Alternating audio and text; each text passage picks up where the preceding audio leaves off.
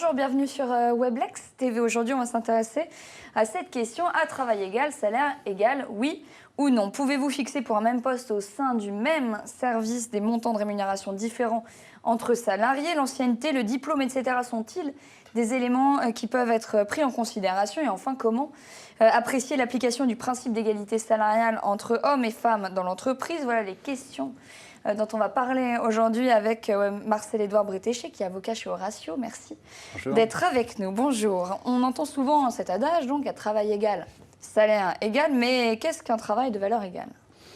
Un travail de valeur égale est un travail qui exige un ensemble comparable de connaissances et de capacités professionnelles. Sont pris en compte non seulement les diplômes, les pratiques professionnelles, mais aussi l'expérience acquise, le degré de responsabilité ou encore les charges physiques ou intellectuelles liées au poste de travail. Donc, par principe, oui, à travail égal, les salariés doivent en effet percevoir une rémunération équivalente. Donc cela veut dire qu'il n'est pas possible de rémunérer des salariés différemment, quand bien même ils présentent les mêmes profils. Pour des salariés entrant dans une même catégorie d'emploi, vous pouvez appliquer des rémunérations différentes pour autant que des raisons objectives vous permettent de le faire. Alors concrètement, quels sont ces critères objectifs qu'il faut prendre en compte? On peut en voir naturellement deux, les qualités professionnelles ou aussi les différences de qualité de travail. Ces deux qualités peuvent constituer une différence de traitement entre deux salariés occupant le même poste. Attention toutefois, ces deux qualités ne pourront donner lieu à une rémunération différente que si l'employeur a été mis dans une situation où il pouvait juger de ses qualités professionnelles. Donc on ne pourrait pas en faire un élément différenciant à l'embauche. C'est nécessairement quelque chose qui va venir au fil de la relation contractuelle. Et les diplômes, j'imagine aussi, peuvent rentrer en ligne de compte? Les diplômes peuvent, oui, entrer en ligne de compte, d'autant si on a des diplômes de niveaux différents. Pour des diplômes de niveau équivalent, on va s'attacher véritablement au petit plus que ça va apporter. Est-ce que le diplôme apporte quelque chose aux salariés ou va en tout cas attester de connaissances particulières? Si c'est le cas, on pourra en faire un élément distinctif et donc mettre une rémunération différente aux salariés concernés. À quoi doit faire spécifiquement attention un employeur lorsqu'il définit un niveau de salaire?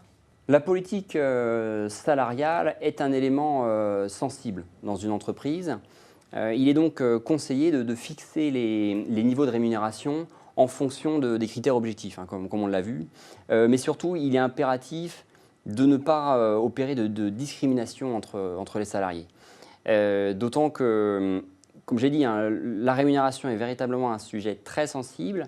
Et même si ce n'est pas le cas, même si on a voulu bien faire les choses, les salariés peuvent se sentir blessés et on va très vite aller sur un terrain très glissant qui est celui de la discrimination. Alors on retrouve tout type de discrimination, hein. On a les différences en raison de l'origine, de l'âge, de la situation de famille, en situation de grossesse ou de l'appartenance vraie ou supposée à une nation, une religion, des opinions politiques, etc.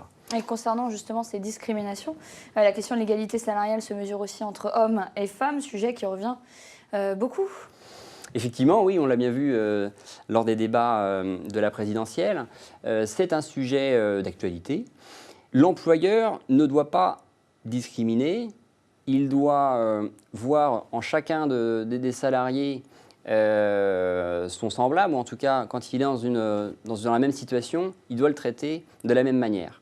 On va retrouver cette logique pour ce qui est de la rémunération entre les femmes et les hommes. La particularité de ce débat, c'est qu'on va avoir des sanctions plus importantes attachées justement au non-respect de cette rémunération, de l'égalité de traitement entre les femmes et les hommes.